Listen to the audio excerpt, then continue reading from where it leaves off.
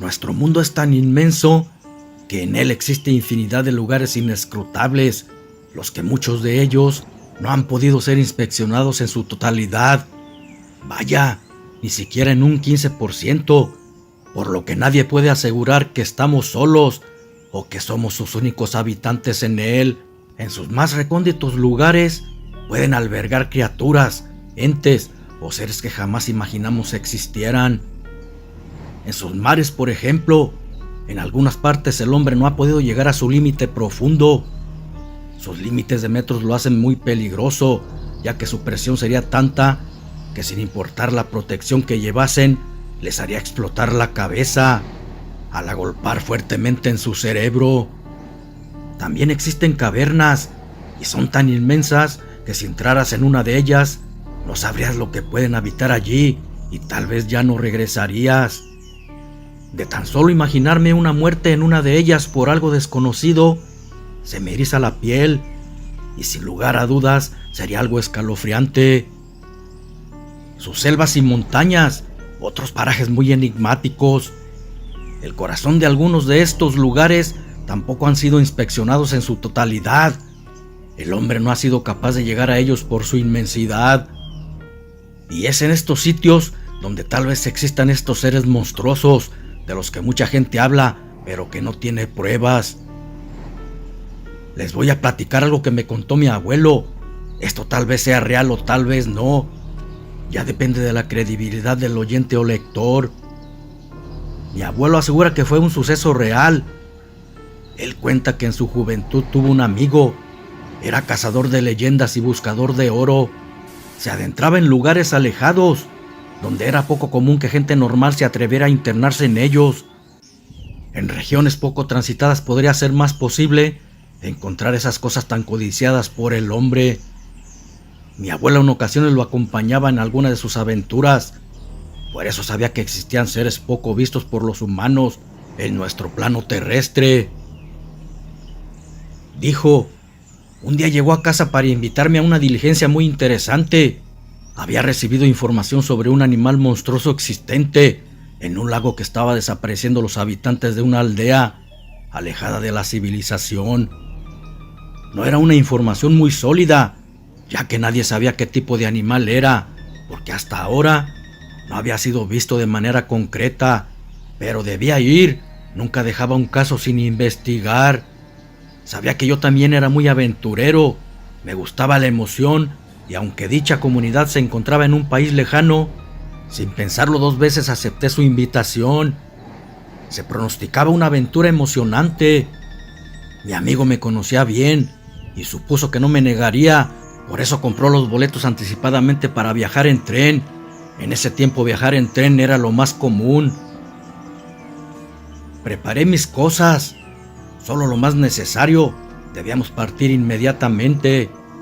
En esa aventura iríamos 4 personas, mi amigo, otras 2 personas y yo.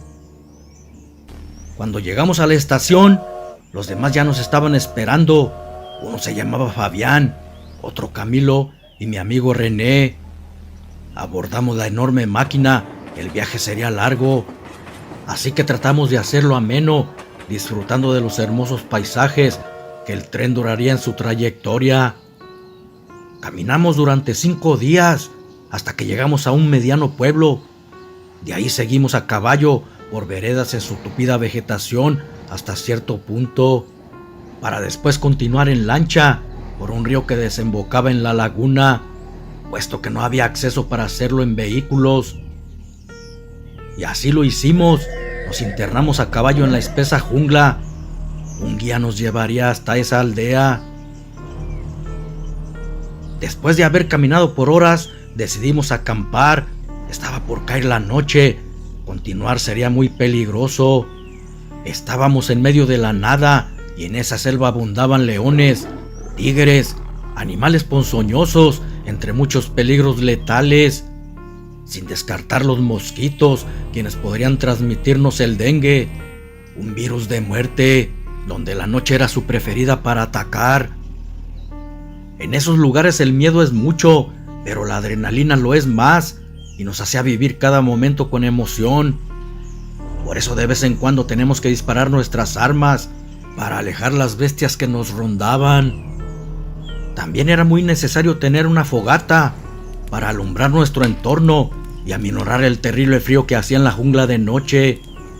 De pronto, sorpresivamente se escuchó un rugido y cayó una enorme bestia sobre Fabián, tratando de llevárselo.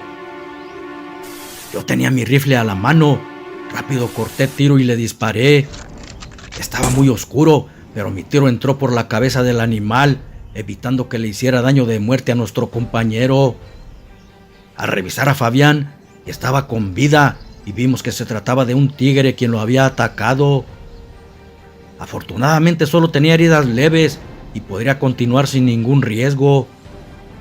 El ataque confirmó que debíamos ir con cuidado, y más porque no sabíamos a lo que nos enfrentábamos, ya fuera en el lago o en cualquier lugar donde estuviéramos. Dormimos lo que pudimos, turnándonos para hacer guardia, y ya casi al amanecer continuamos. La selva tenía cambios climáticos muy drásticos, así como hacía frío de noche, de día era un calor infernal y el desgaste del cuerpo podría ser letal. Después de otro día de camino a caballo, llegamos al borde de un caudaloso río, donde ya estaba lista una mediana embarcación esperándonos. De inmediato nos subimos y nos pusimos en marcha. Nuestra travesía era larga y nos esperaba una gran jornada a través de las aguas turbias de ese río. Las horas pasaban y nosotros continuábamos deslizándonos en el río cuesta abajo. En partes era tan inmenso que a lo lejos se podía ver solo pequeños árboles. Sus aguas eran profundas, muy tranquilas, pero poco transparentes. Sería imposible calcular sus profundidades y lo que habitaba en ellas. Así llegó la noche y todo parecía ir bien. De pronto, nuestra embarcación se agitó bruscamente, como si algo enorme la hubiese golpeado. Alarmados nos asomamos, aluzando con lámparas el agua por distintos puntos, todos los tripulantes, pero no se veía nada fuera de lo normal. Sin embargo, por el lado que yo estaba aluzando, de repente miré que el agua hacía unas olas y vi salir una cabeza muy grande a flote. Luego se sumergió rápidamente.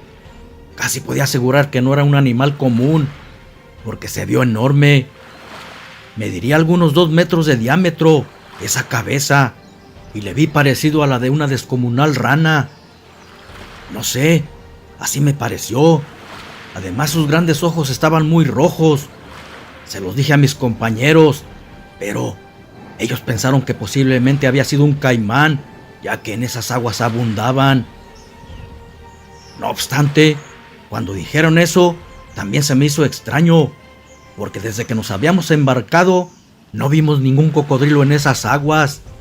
Y otra cosa, los cocodrilos no andaban en las profundidades de noche. Lo que quería decir que lo que golpeó el barco era otra cosa mucho más enorme. Con mis dudas y pensando en aquello que vi, me quedé dormido.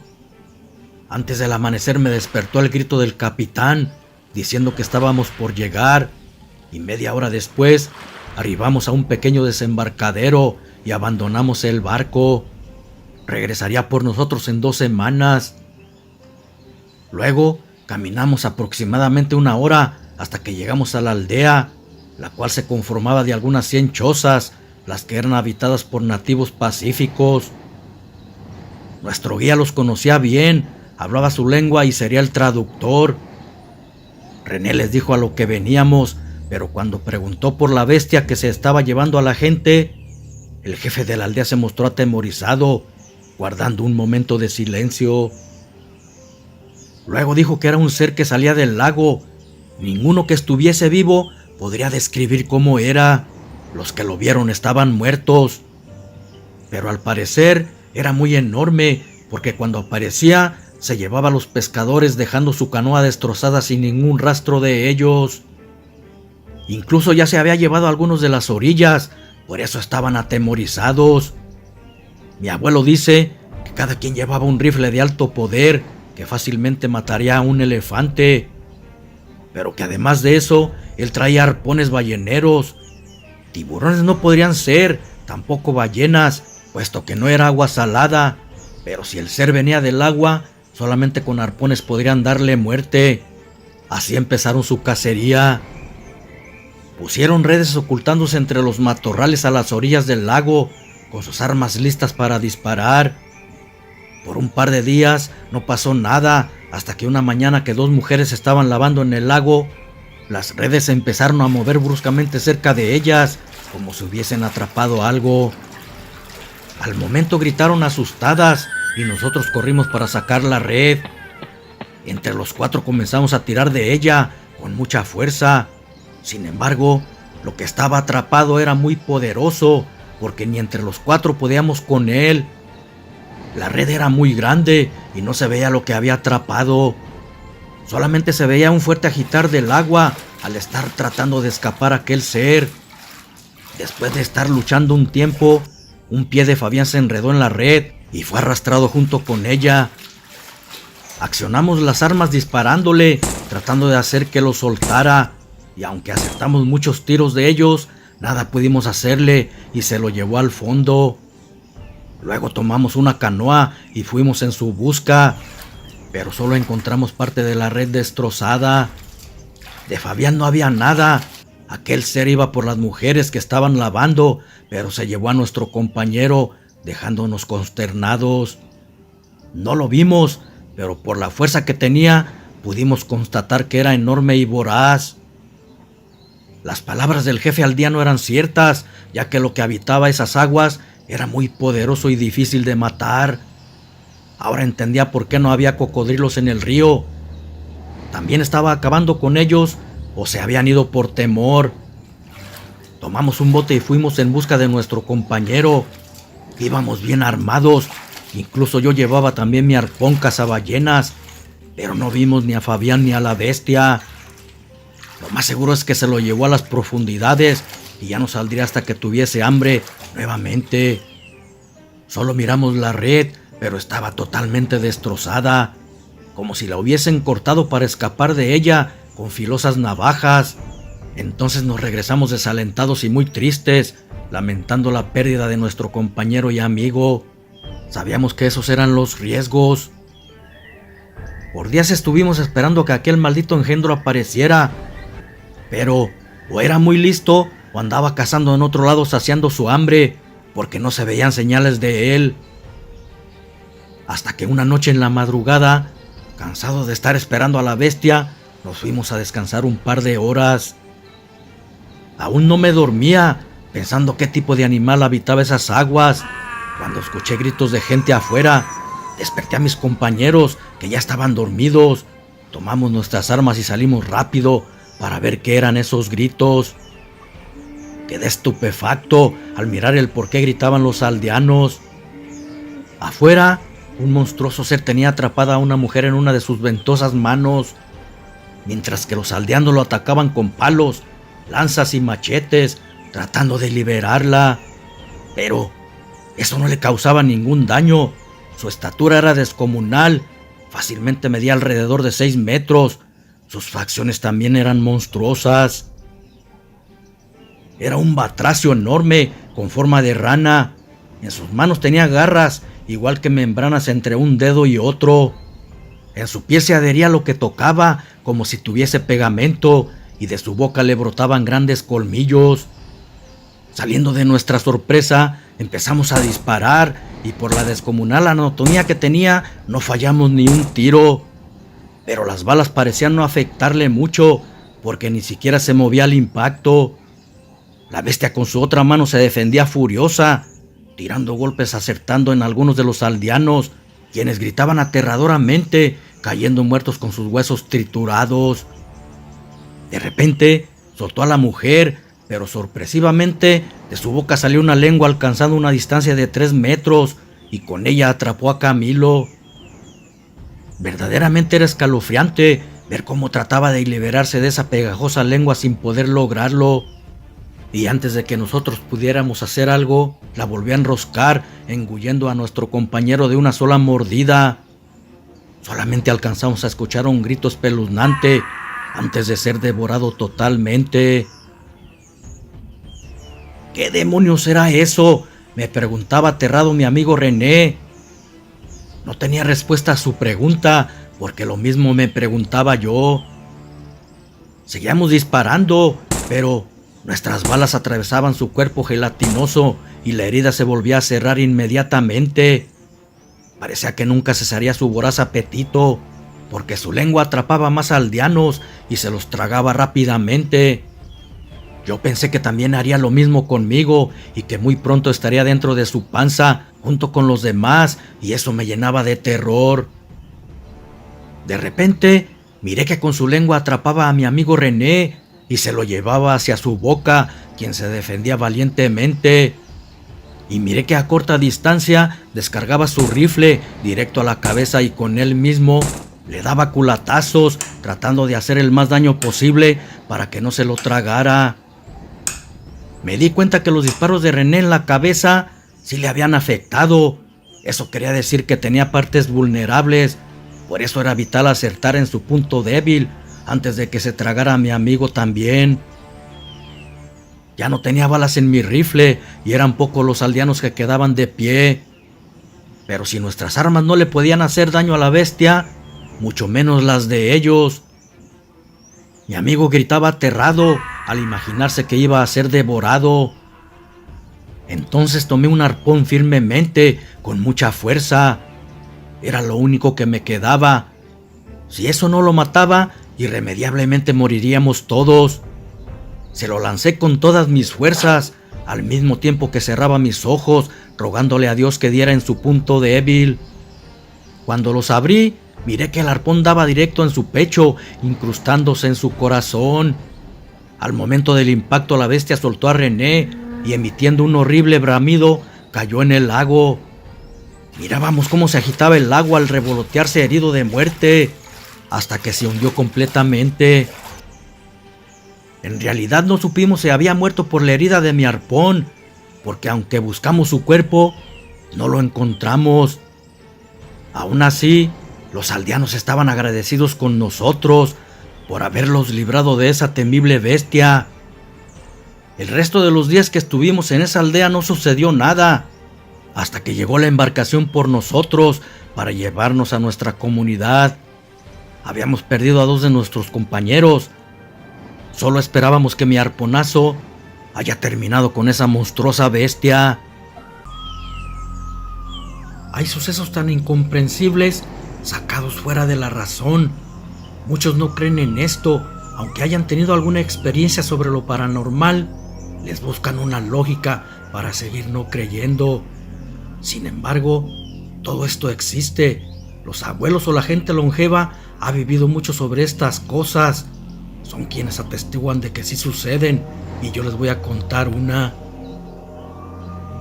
Cuentan que hace mucho tiempo vivía una familia humilde en un jacalito por el monte.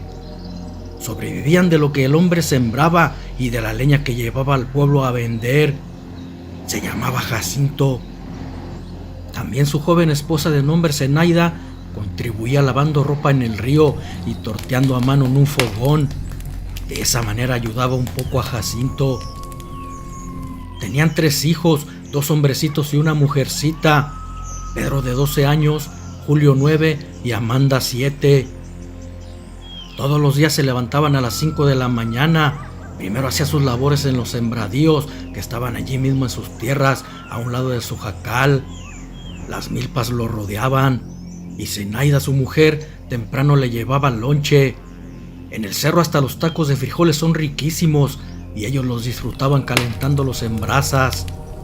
Después, Jacinto preparaba las mulas y se iba a traer la leña. Esa era su rutina de todos los días. Cierta vez, Zenaida en la noche le dijo que cuando fuera por la leña le trajera también a ella. Ya no tenía y debía hacer varios pedidos de tortillas para unas personas. Por la mañana muy temprano, antes de amanecer, Jacinto fue a limpiar sus sembradíos. Preparó las mulas donde cargaba la leña, su hacha, un machete y se fue a la sierra donde abundaban los troncos de pino. Comenzó a cortar la leña con el hacha y un par de horas después decidió parar un poco para prender una fogata y calentar su almuerzo en las brasas. Ya casi había completado su carga. Le faltaban 2 mulas por cargar y en cuanto terminara de almorzar seguiría partiendo troncos. Así lo hizo, y en cuanto terminó de comerse los taquitos de frijoles que su esposa le había puesto de lonche, buscó árboles secos y empezó a talarlos. Quería terminar pronto para que no se le hiciera tarde y salir del bosque. En eso, muy cerca de él, a un par de metros, un silbido de serpiente lo puso en alerta. Preparó el machete, levantando su mano para cortar la cabeza de aquella venenosa cascabel. Pero de repente, escuchó una voz rasposa venida del animal diciéndole: «No me mates, estoy atrapada en una trampa, por favor libérame, prometo que no voy a matarte». El leñador, sin entender lo que estaba sucediendo, seguía con la mano en alto, sosteniendo su machete listo para asestar el golpe. Lo que escuchaba era escalofriante. ¿Cómo era posible que una serpiente le estuviera hablando? La cascabel, al mirar que no bajaba el machete, le volvió a decir: «Por favor, no lo hagas, yo no te haría daño. No tengo por qué hacerlo, somos seres diferentes. Tú te irás a donde vives y yo me quedaré aquí en el bosque. Pero si no me ayudas, pronto moriré en esta trampa de hambre y de sed». La serpiente tenía razón en lo que decía, y movido por la compasión, liberó a la bruja de aquella trampa, cortando con el machete la soga que la tenía atrapada. Cuando se sintió libre, la víbora de cascabel levantó medio cuerpo del suelo, como si fuese a atacarlo, pero no lo hizo, y en vez de eso, le agradeció diciéndole: «Gracias por haberme liberado. Ya tenía 2 días atrapada en esa trampa, y de no haber sido por ti, seguramente en un día más iba a morir. En realidad, soy una bruja convertida en serpiente, es por eso te puedo hablar y me llamo Betsabé. No te lo dije antes, porque de haberlo hecho, seguramente me hubieses dejado morir atrapada en esa trampa. Estoy en deuda contigo y en pago haré por ti algo que jamás hubieses imaginado tener». De repente y sin más, el cielo se empezó a nublar, dejando caer potentes rayos, y al momento empezó a caer una fuerte lluvia. Así duró por un rato, hasta que se formó a un lado de ellos un charco. Después, así como llegó, la tormenta desapareció, cosa que era inusual, algo demasiado extraño. Luego la serpiente se deslizó y se metió al charco.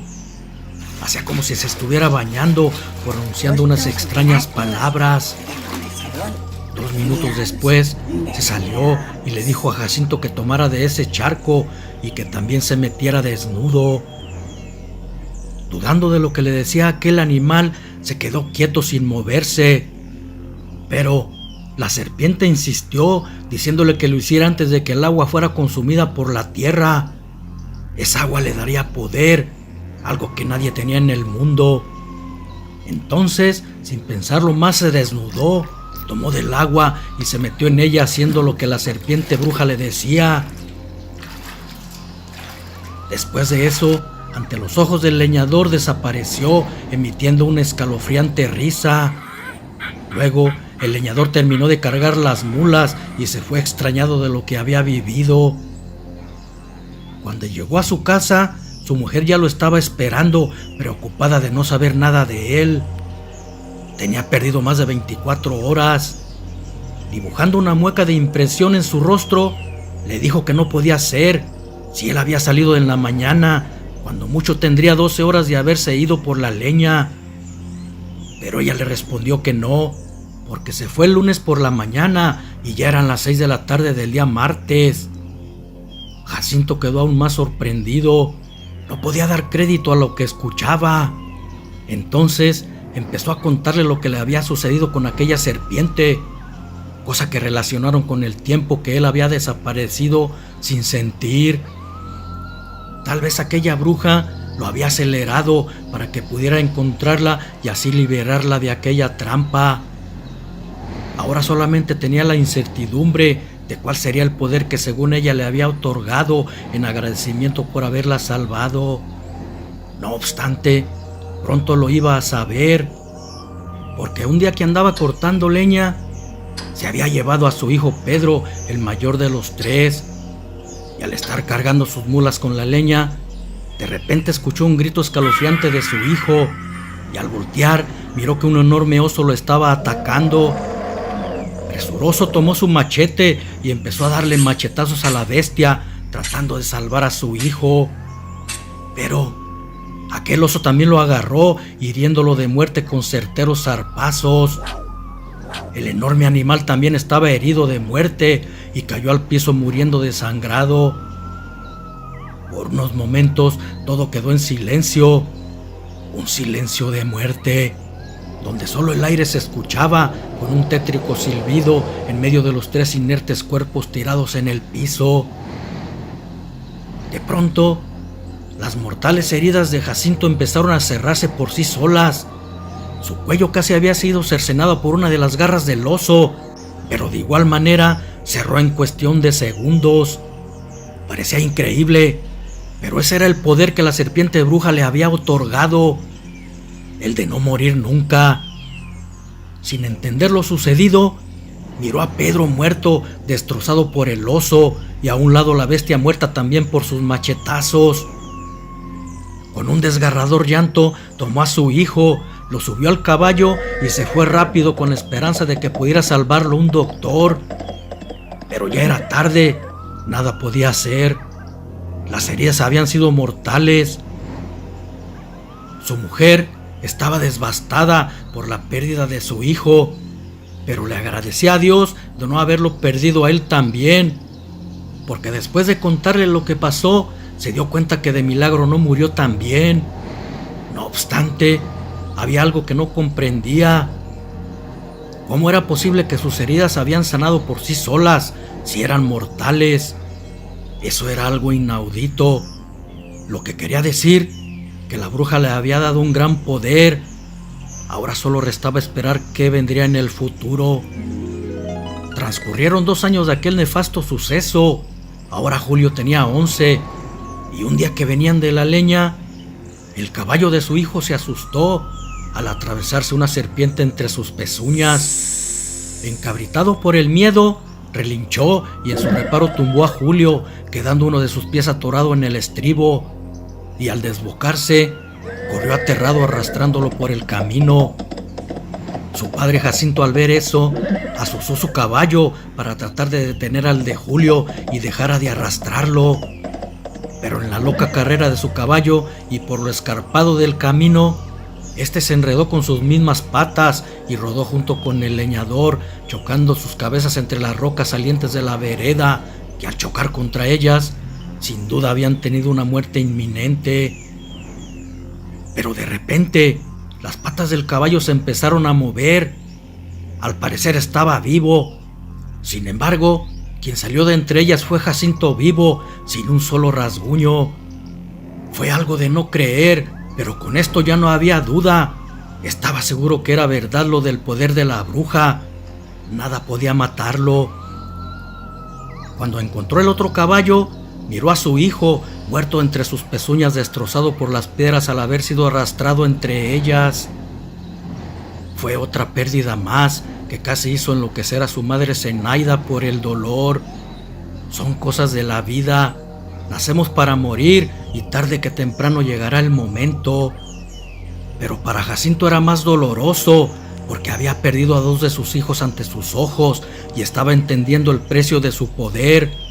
Vería morir irremediablemente a toda su familia sin poder evitarlo hasta quedarse solo, viviendo eternamente incluso sin envejecer. 10 años después, todo seguía normal en casa del leñador, pero sin sus 2 hijos. Una noche de tormenta, cuando se disponían a ir a dormir después de haber cenado, la frágil puerta de su jacal cayó derribada por un golpe, apareciendo 3 tipos con pistola en mano. Querían robarles lo poco que tenían, pero no conforme con eso, también querían abusar de las 2 mujeres. El leñador, tratando de impedirlo, Le dispararon a quemarropa, rociando su cuerpo de balas y cayó al piso pesadamente herido de muerte. Después cobardemente abusaron de su esposa e hija para luego matarlas. No querían dejar testigos de su vil crimen. Pero no se percataron de que el hombre que creían muerto se había levantado sin ninguna herida, machete en mano. Estaban desprevenidos y por la espalda les dio muerte a todos. Había saldado su cuenta. Sin embargo, se había quedado solo. Sus únicos seres queridos yacían tendidos en el piso sin vida. La nostalgia invadió su cuerpo al darse cuenta que siempre sería así. Aunque volviera a formar otra familia, las vería morir de igual manera. Así sería eternamente y ya no quería vivir. ¿De qué le servía la vida si ya no tenía a sus seres queridos?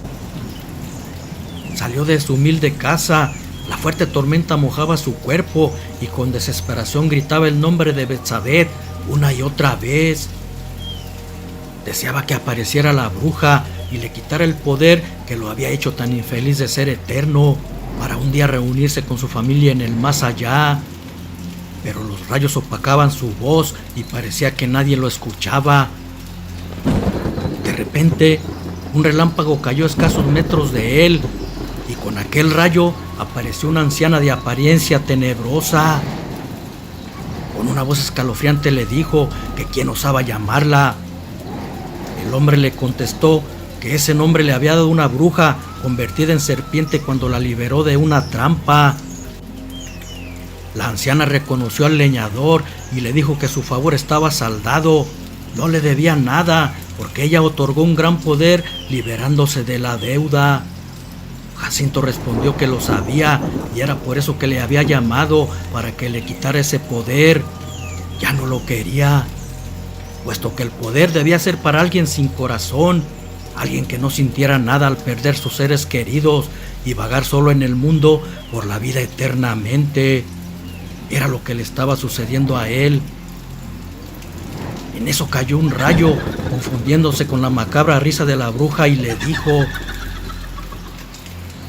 ¿por qué habría de hacerte ese favor si ya pagué lo que hiciste por mí?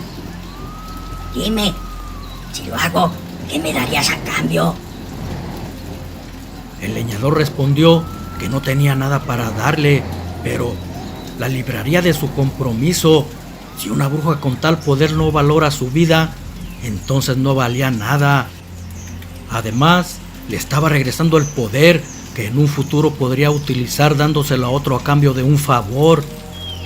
Sus palabras convencieron a la bruja, y de entre sus viejas y gastadas ropas sacó un frasco con un extraño líquido y se lo dio a beber. Luego desapareció entre los truenos de la lluvia. Un día que Jacinto andaba cortando leña, al agarrar un tronco sintió un piquete en su mano y miró un alacrán perderse entre la leña. Luego cayó cerrando sus ojos lentamente hasta llegar su muerte.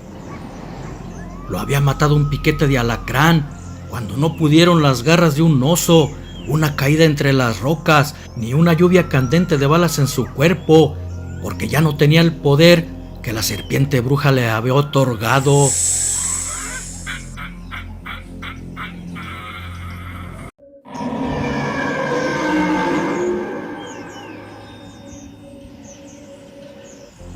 San Jacinto era un pueblo, o mejor dicho, una comunidad que se encontraba en medio de una zona semidesértica. No había muchos habitantes. A lo sumo, serían algunas 40 casas construidas con barro, piedras y techos de madera. La extraían de árboles que traían de otro lugar en sus bestias de carga. Los aldeanos se trasladaban a los pueblos más grandes en caballos o mulas para surtirse de víveres cada cierto tiempo, debido a que se encontraban a kilómetros de distancia. En esos parajes no sabías a lo que te podrías enfrentar, ya que abundaba todo tipo de animales hambrientos y peligrosos. Pero la gente de esa comunidad nunca imaginaron a lo que se iban a enfrentar, algo que jamás imaginaron existiera. Por principio de cuentas, un día al caer la tarde-noche empezó a llover muy fuerte. La gente de ahí no estaba acostumbrada a ese tipo de tormentas, ya que por lo regular no llovía mucho. Lo clásico en esa zona eran las tormentas de arena, pero en esa ocasión la tempestad era un aguacero, por lo que aquel fenómeno los tenía atemorizados. Parecía como si el demonio anduviera suelto. Sus vientos alcanzaban hasta los 200 kilómetros por hora.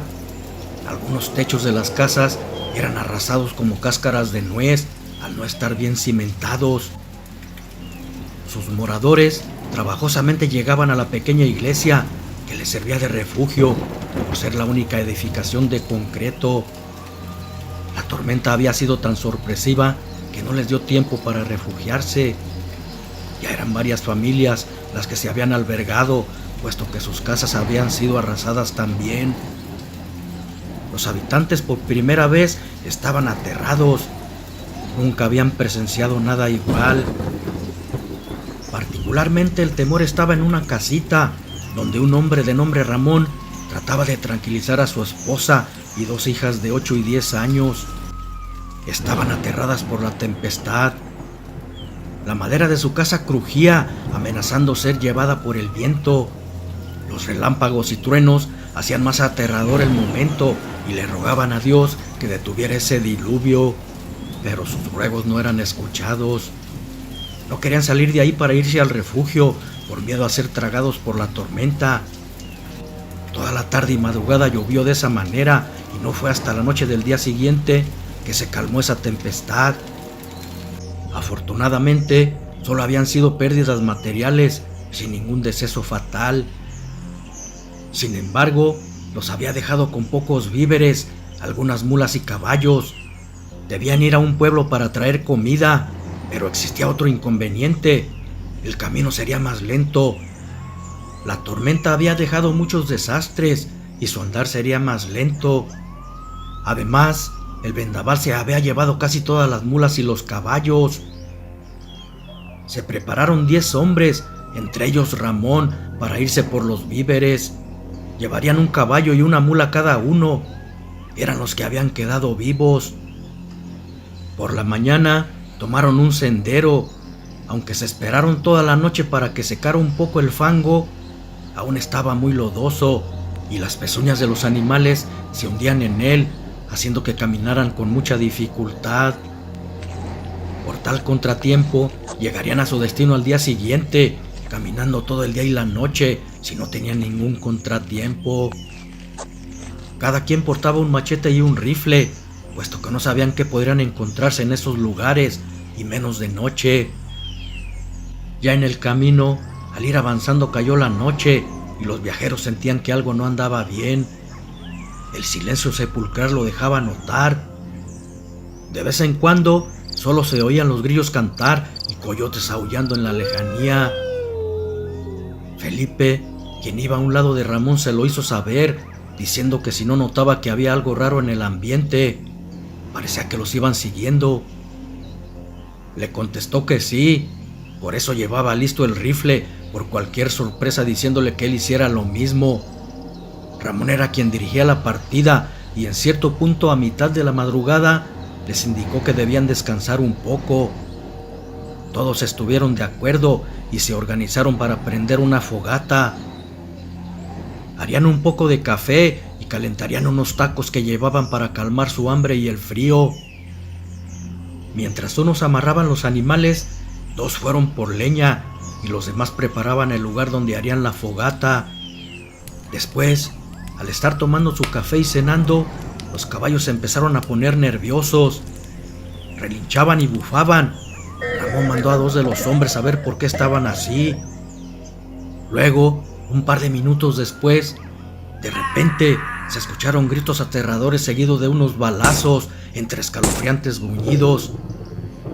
Los caballos estaban como a 30 metros, respingando y relinchando.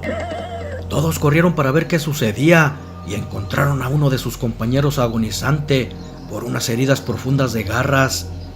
Solo alcanzó a decir que al otro se lo había llevado una bestia enorme. Después murió. Entonces Felipe dijo que presintió algo que no andaba bien, además de la tormenta. Otra cosa los estaba acechando. Desde que venían caminando lo había notado. Ramón dijo que guardaran la calma, debían estar positivos y alertas, con su arma lista por si esa cosa volvía. Luego, antes de irse, pusieron piedras sobre el cuerpo del compañero, así no se lo comerían los animales de rapiña. Era lo único que podrían hacer por él. Casi estaba amaneciendo cuando llegaron al pueblo. Ahora esperarían un poco a que abrieran el mercado. Mientras tanto, descansarían y comerían algo en alguna fonda. Cuando abrieron el mercado, fueron y compraron todo lo que pudieron de comida y la echaron en costales de raspa. Después cargaron las mulas y agarraron el camino de regreso para su pueblo. Antes de partir, Ramón les recomendó que tuvieran mucho cuidado, sobre todo en la noche. Ya habían presenciado el demonio que habitaba esos lugares. Estaba por caer la noche cuando se detuvieron un momento.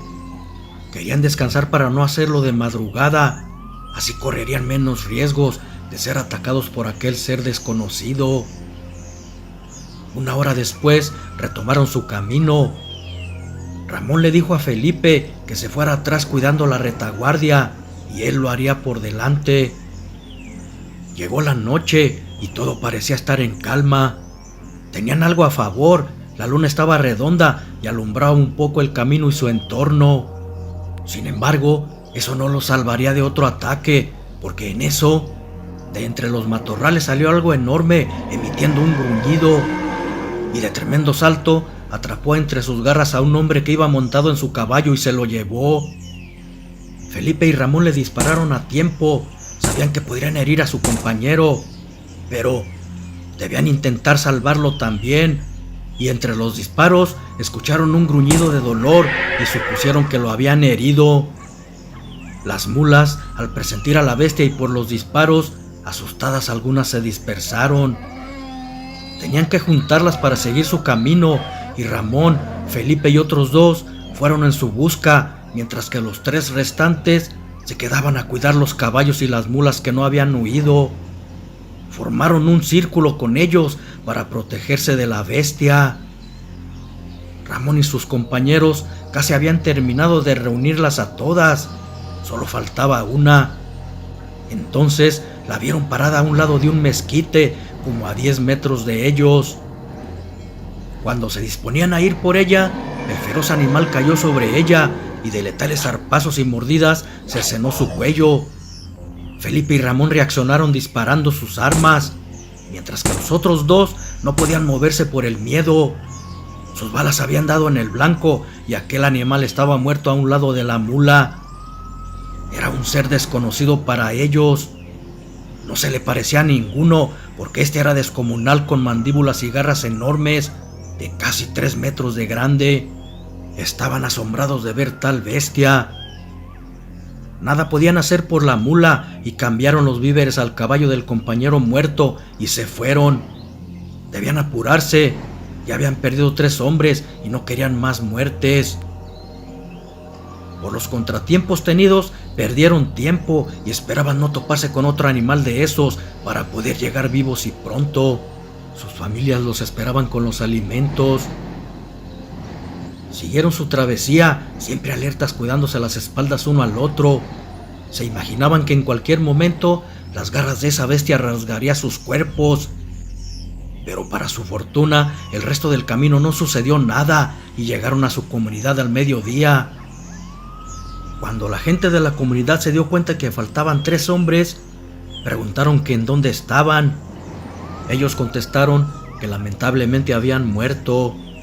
Los familiares de los fallecidos estaban devastados por su pérdida, pero en el pueblo les dijeron que nada les faltaría a partir de ese momento. Ramón y los demás aseguraron que ya no tenían de qué preocuparse.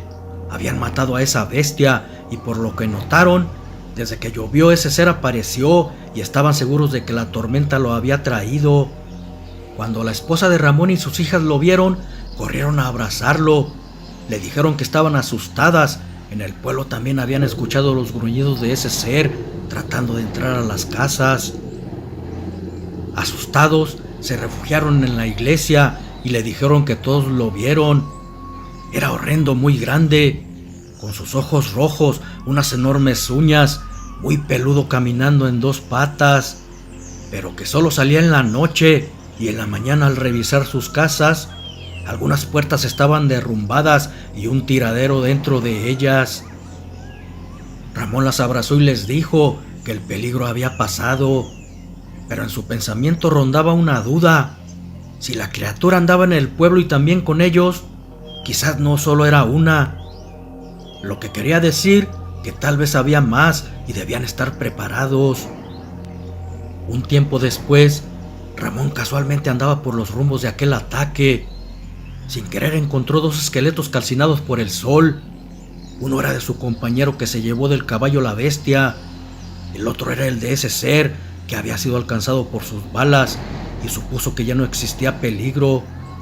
Las dos bestias traídas por aquella maldita tormenta estaban muertas. Ya no tenían de qué preocuparse.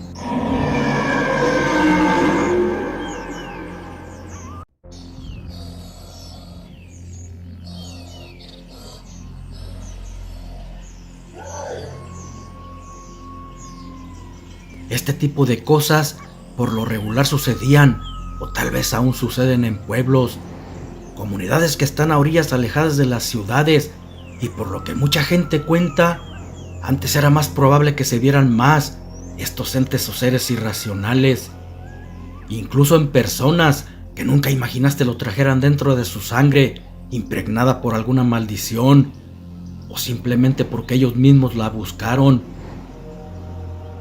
Hoy les traigo una historia sorprendente, algo que me contó mi abuelo, vivida por él mismo, y supongo que a muchos de ustedes también les contaron los suyos algo parecido a esto, por eso sé que me van a creer. Su narración empieza así. Me dijo que sucedió por allá en una comunidad de Jalisco, donde él había nacido. Dice que era un pueblo chico, pero no ajeno a las supersticiones como la mayoría en esos tiempos. Su comunidad estaba llena de historias de nahuales, brujos, aparecidos y otras muchas cosas paranormales.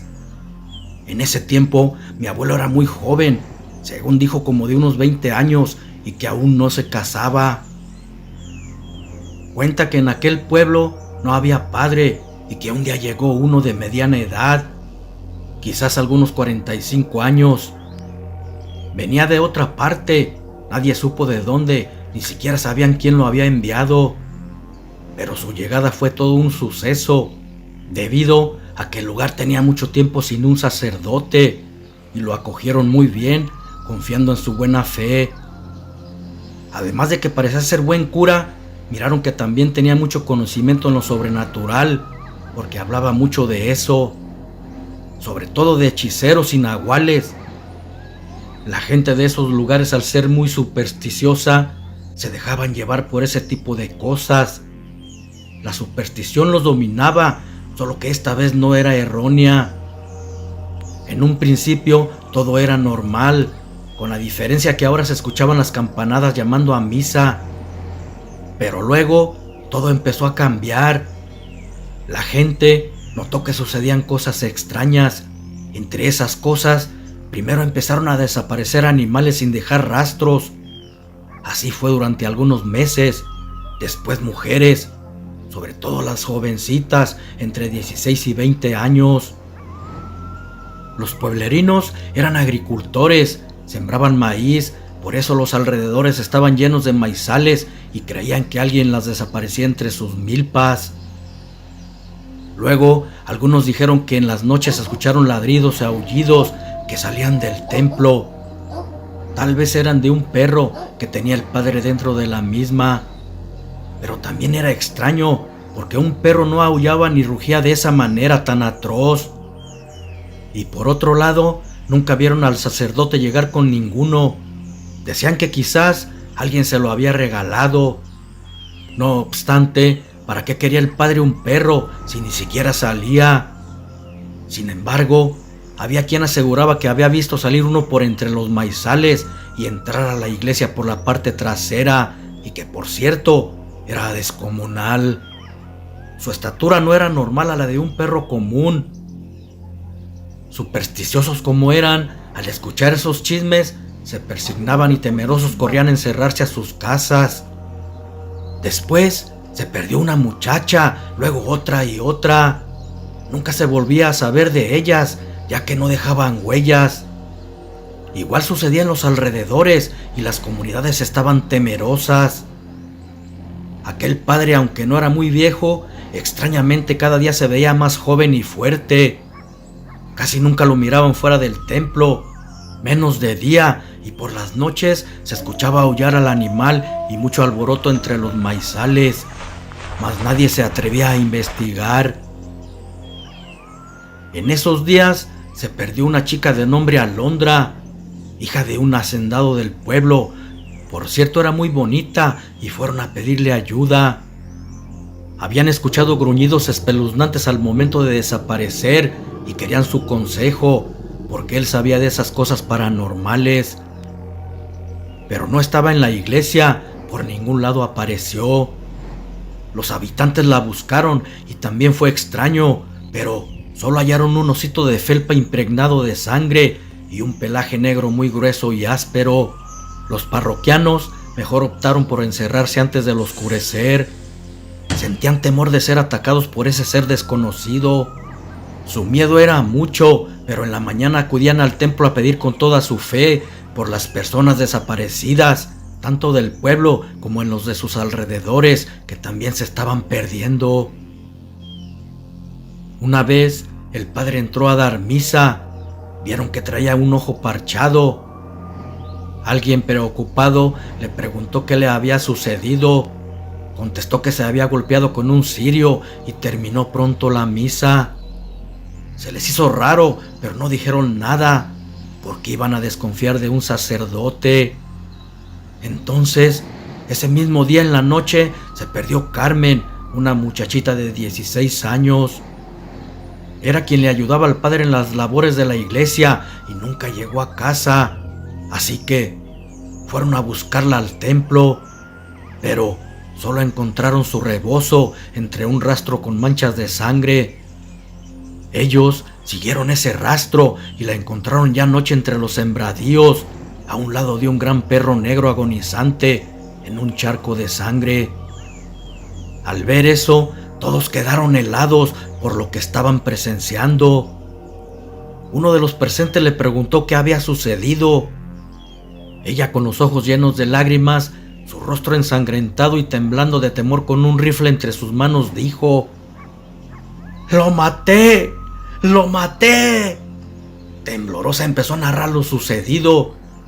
Después de terminar mis labores con el padre, me dirigí a casa, cuando sentí que alguien me seguía por entre el maizal. Lo sentía cada vez más cerca, viendo que las milpas se movían abruptamente al ir caminando entre ellas. De repente volteé y miré que era el padre que salía del sembradío. Lo reconocí en la oscuridad por un parche que traía en su ojo.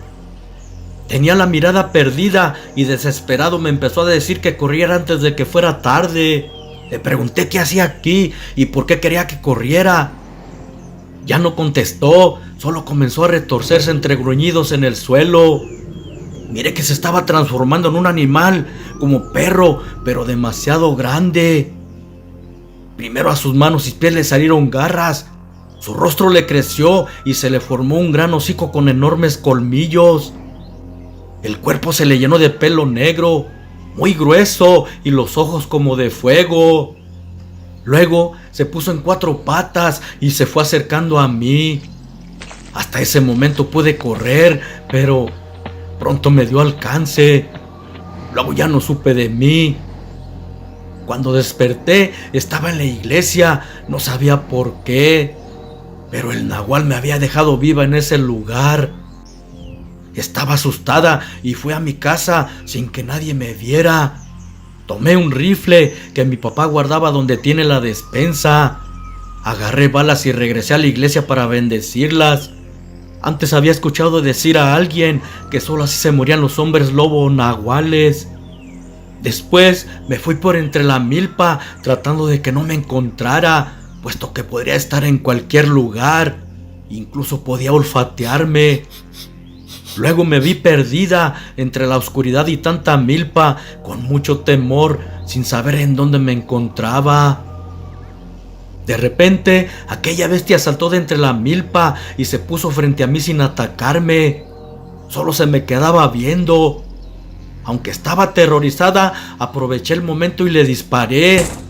Pero el así herido trató de darme alcance, solo que ya no era tan rápido por las heridas que le hice. Así me persiguió un buen tramo por entre el barbecho, dejando un gran rastro de sangre. Al ir corriendo tropecé y caí.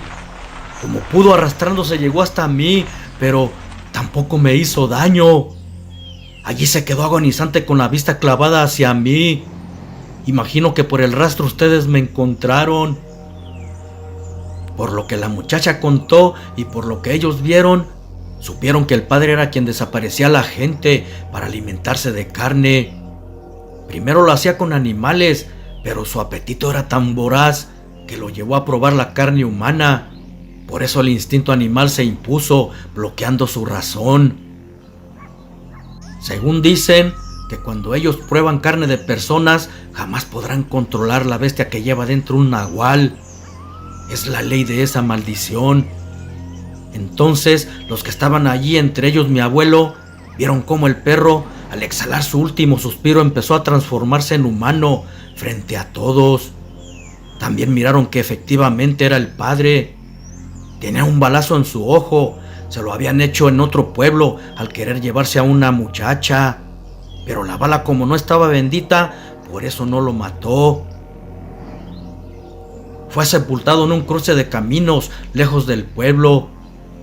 Según era superstición de aquellos lugares, para que no fuera a cobrar vida. Carmen se fue de allí y de ella no se supo más. Pero se dice que muchos años después volvieron a verla entre los maizales, convertida en animal. Solo que ahora eran dos enormes perros negros que andaban en los pueblos aledaños. Uno más joven que el otro. Salen a cazar cuidándose una con otra. Aseguran que son Carmen y su hija, mitad humano, mitad lobo, la hija de un sacerdote nahual, a quien dejó su legado o maldición al haber abusado de Carmen. Ese fue el motivo por la cual no la mató aquel día. Supo que estaba esperando un hijo suyo. Una familia de nahuales, decía mi abuelo, porque del pueblo de donde había llegado aquel padre era el hábitat de ellos. Desde entonces nadie olvidó lo sucedido. Hasta el día de hoy se cuentan historias de esos seres y aún hay gente que se siente observada por ellos desde los maizales.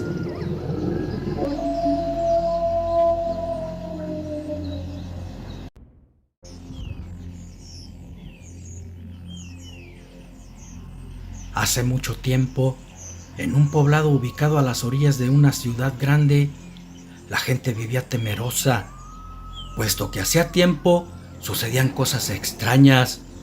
Personas estaban desapareciendo, pero también desaparecían niños, y cada vez que sucedía, morían sus padres. Pensarán que eso sucede donde sea, pero estos morían de forma rara, de un día para otro. Lo raro era que se suicidaban, otros de enfermedades extrañas nunca antes vistas, y todo esto sucedía en un solo día, después de haber desaparecido un bebé. Amanecían sin pelo, o morían extremadamente delgados, o se quitaban la vida. La gente únicamente sabía que lo malo venía del cementerio, porque veían aparecer las bolas de fuego algunas noches. Tenían miedo hasta de visitar a sus muertos, incluso pasar de lejos por ahí. Con grandes trabajos iban a enterrar a sus difuntos, y eso porque era de día. Pero en cuanto lo sepultaban, rápido lo abandonaban temerosos. La razón era porque en las noches veían llegar bolas de fuego volando y se posaban en el cementerio. Suponían que eran brujas y que ellas se estaban llevando a los niños y matando a los pueblerinos con brujería. Pero se preguntaban por qué, si era un pueblo pacífico. una comunidad que ni siquiera aparecía en el mapa. No pensaban que esas arpías son malignas por naturaleza y no les importa si las personas son buenas o malas. Ellas solo hacen mal en su beneficio para obtener poder. Entre los habitantes del poblado vivía Leonel con Leila, su mujer, y 2 hijos, Miguelito de 10 años y Clarita de 7. No tenían mucho de vivir ahí. Los pobladores no sabían de dónde habían llegado, pero tampoco querían saberlo. A nadie le importaban los problemas de otra gente. Pensaban que suficientemente tenían con los propios y lo único que sabían de él era que trabajaba de sepulturero en el cementerio, y eso fue porque lo vieron en un entierro, cuando enterraban a alguien que murió por manos de aquellas brujas. Los habitantes no entendían por qué había aceptado ese trabajo si era donde habitaba el mal. Ese cementerio estaba maldito. Las brujas lo tenían infestado de malas energías. Sus hechizos, conjuros y pactos los habían liberado. Leonel lo sabía, pero necesitaba el trabajo. Al menos eso aparentaba. Solamente trataba de venirse antes de oscurecer. Así evitaba encontrarse con las brujas. Aunque también existía algo extraño en ellos, parecía no tenerles miedo a ellas ni a nadie. Eran sumamente extraños. En la comunidad, por el simple hecho de ser el sepulturero del panteón, la gente los veía raro y como a ellos no les sucedía nada, pensaban que podrían ser los brujos. Les parecía algo inusual que no se llevaran a alguno de sus hijos y después ellos murieran como muchos de los pobladores. Por eso les rehuían temerosos. Sin embargo, Leonel y su esposa Leila nada tenían que ver con las arpías. Sí tenían un pasado y era algo oscuro, pero nadie lo conocía. Quienes lo habían descubierto estaban muertos. Leila le dijo a Leonel que las personas del pueblo eran hostiles con ellos y que lo mejor sería irse de ahí. Un día todo podría salirse de control y no querían hacerle daño a la gente. Él contestó que estaban cerca de lo que andaban buscando y si era lo que buscaban, después de terminar con ellos, se irían lejos. Ella ya no dijo nada porque también deseaba encontrar a quien les había hecho daño. En una ocasión que todo el pueblo dormía, se escucharon gritos de una mujer. Gritaba tan fuerte que aunque la casa estaba algo retirada una de la otra, se escucharon claramente. Leonel salió apurado, dirigiéndose al lugar de los gritos, y cuando llegó, solo miró salir algo por la ventana. Era una anciana. Iba volando montada en una escoba. Después, soltando una horripilante carcajada, se convirtió en una bola de fuego y se perdió en el oscuro cielo. De la casa salió una mujer gritando que la bruja se había llevado a su hijo. Leonel se ocultó porque si lo veían iban a culparlo de haberse llevado a esa criatura. Después mucha gente del pueblo llegó a casa de la mujer, pero no hicieron nada. Tenían miedo a internarse en la oscuridad. Sabían a lo que se enfrentarían y no querían morir también. Si las perseguían a esa hora, serían presa fácil para aquellas arpías. Leonel, desde su escondrijo, miraba todo y cuando llegó a casa se lo contó a su mujer, diciéndole que estaban en el lugar correcto. Había llegado el fin de su búsqueda y pronto cumplirían la promesa que hicieron a sus padres. Nada más faltaba comprobar una cosa para saber que sí era lo que andaban buscando.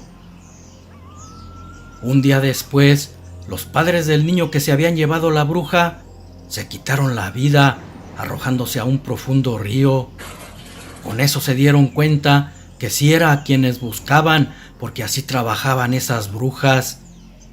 Se robaban a un niño o familiar de alguien, después hacían brujería con él y sus padres se mataban solos o morían extrañamente un día después. Al día siguiente, Leonel desde muy temprano se fue a cavar la tumba de los recién muertos. Aún no amanecía y vio que las brujas aún estaban ahí. Se estaban comiendo lo que quedaba del infante.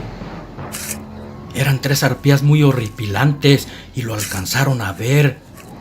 Cuando miró que 2 de ellas querían atraparlo, corrió entre las tumbas para perderlas y se ocultó en un hoyo semicubierto, con una lápida logrando escapar.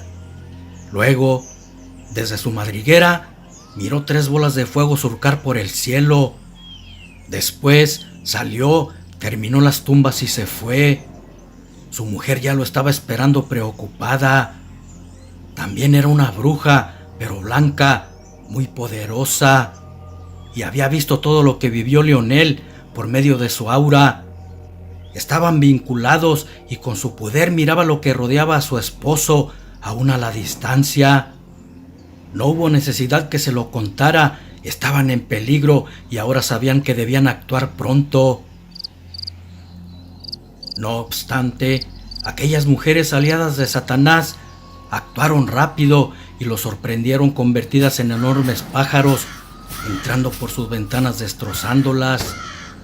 La sorpresa los tomó desprevenidos y no tuvieron tiempo de nada, ni siquiera de poder defenderse con alguna protección de Leila, y ambos fueron atacados, dejándolos inconscientes de picotazos y arañazos con sus filosas garras. No quisieron matarlos, eso lo harían después, con un maleficio por medio de su hija para obtener sus almas. Cuando volvieron en sí, se habían llevado a su hija de 7 años. El hombrecito estaba oculto, por eso no se lo habían llevado. Se dieron cuenta de la situación y si no actuaban rápido, terminarían muertos irremediablemente. Entonces Leila, con unas extrañas palabras, invocando a las fuerzas antiguas, le arrojó un hechizo a Leonel y este se empezó a transformar en un hombre lobo entre dolorosos gritos y poderosos rugidos. Cuando culminó la transformación, le dijo que se fuera al cementerio. Ella desde ahí haría algo para que no le hicieran nada a su hija. Antes de irse, le hizo una protección para que no lo atacaran con brujería. Emitiendo un poderoso aullido desde lo más profundo de su ser, se fue rápidamente al cementerio. Aquellos engendros no sabían que ellos también eran poderosos y esa era una buena ventaja. En el panteón, las brujas preparaban a la niña, harían un ritual con ella para que sus padres se suicidaran. Así el diablo obtendría sus almas y ellas más poder por medio del oscuro. Tenían esa alianza con el innombrable. No obstante, cuando quisieron hacer el ritual, no podían. Una fuerza invisible se los impedía. Las brujas no entendían lo que sucedía y una de ellas decía colérica: ¿Qué demonios está sucediendo? Termina de una vez ese maldito hechizo. La otra contestaba que no podía, algo no se lo permitía. Era Leila, que desde su casa sudaba copiosamente al usar todo su poder en un hechizo para salvar a su hija. La niña entre el alboroto escapó con el descuido de las ancianas brujas por entre las tumbas. A sus espaldas escuchaba los gritos de la bruja mayor que decía: ¡Maldita sea! ¡Se escapó la mocosa! Vayan por ella y tráiganla. Yo misma haré el ritual.